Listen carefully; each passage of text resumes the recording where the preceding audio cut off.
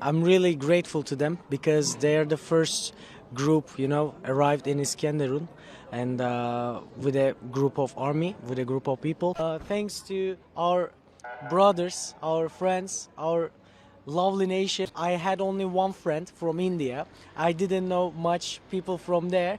Now, I cannot explain my feeling. I call them dost. Actually, dost is just a friend, but I see them like brothers and sisters. सबके साथ अच्छे ताल्लुकात और relations बनाने का हुनर सीखना तो इंडिया से सीखे कि किस तरह से मुश्किल वक्त में सबसे पेश पेश आता है। हम लोग अभी भी मुसलमान, हिंदू, काफिर, यहूदी इन्हीं चीज़ों से बाहर नहीं निकल रहे। वो लोग इंसानियत के लिए काम कर रहे हैं। हम इंसान की कदर नहीं कर पा रहे। लेकिन हमारा मीडिया तो यही बता रहा है तुर्की हमारे भाई हैं।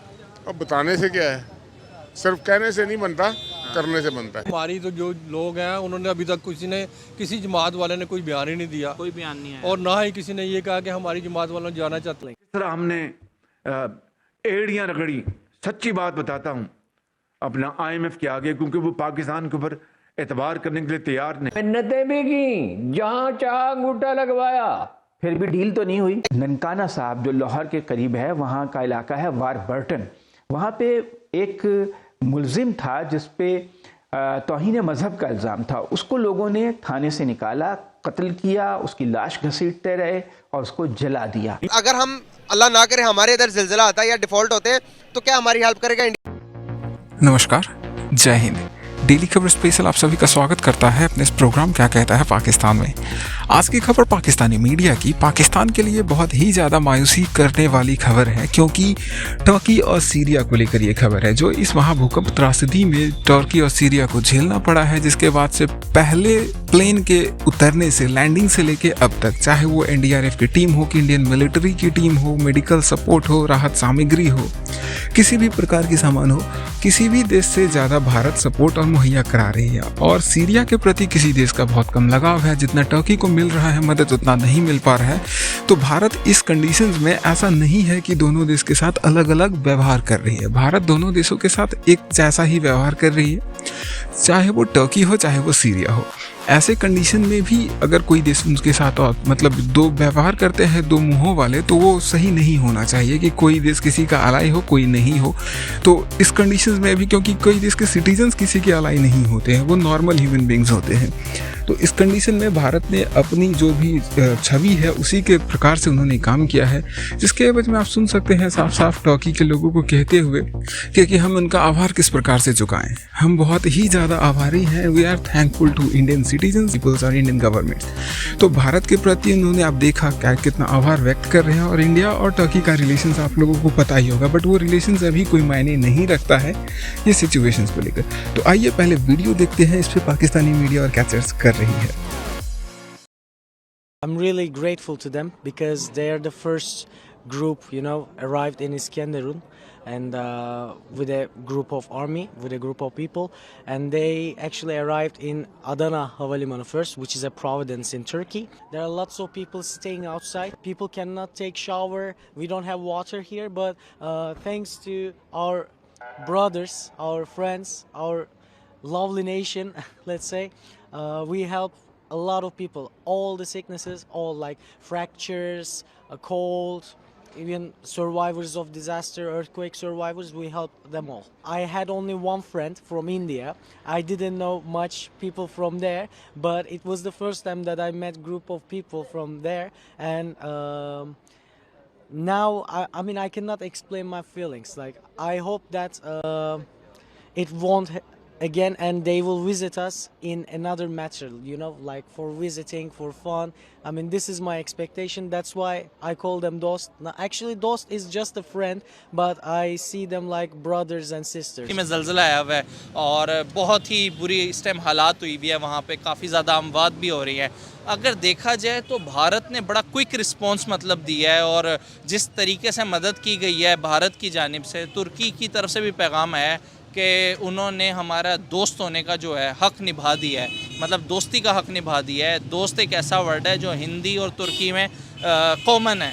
बहैसियत पाकिस्तानी किस तरीके से देखते हैं, जबकि पाकिस्तान के वज़ीर आज़म ये कह रहे हैं कि 1 महीने तक जो है वो हम तुर्की से लोन की अपील नहीं करेंगे। इस स्टेटमेंट का तो मुझे नहीं पता कि शहबाज शरीफ साहब ने क्या कहा है, वज़ीर आज़म हमारे पाकिस्तान वालों ने, लेकिन पाकिस्तान के भी हालात ख़राब हैं और उनके भी हालात ख़राब हैं। ठीक है। और इतना बड़ा जो सानिया हो गया तुर्की में, ये मामूली नहीं है।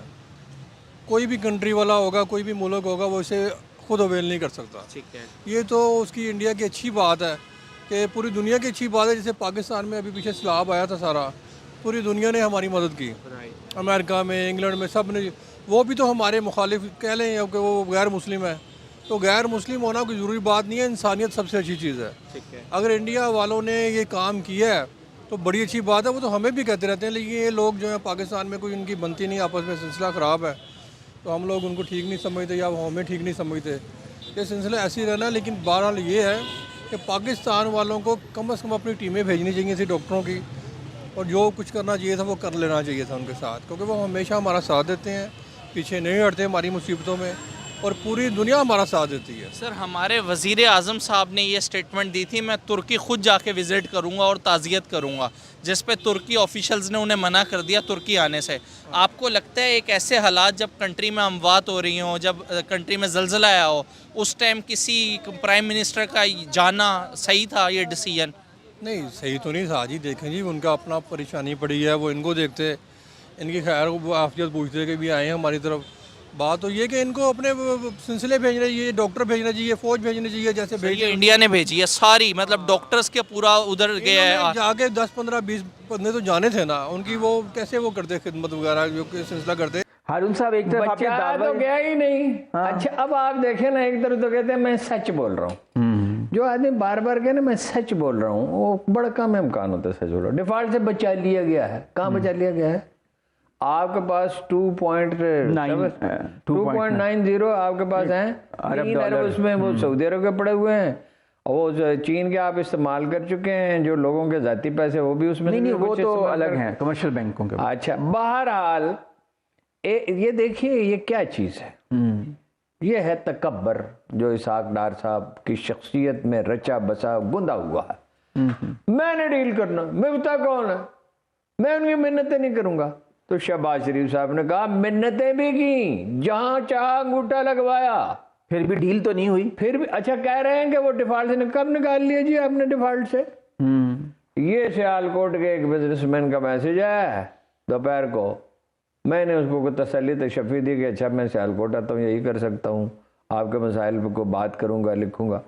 वो अपना कह रहे अलसी नहीं खुल रही, आपके जहाज कंटेनर सब खड़े हुए हैं। 7,000 कंटेनर।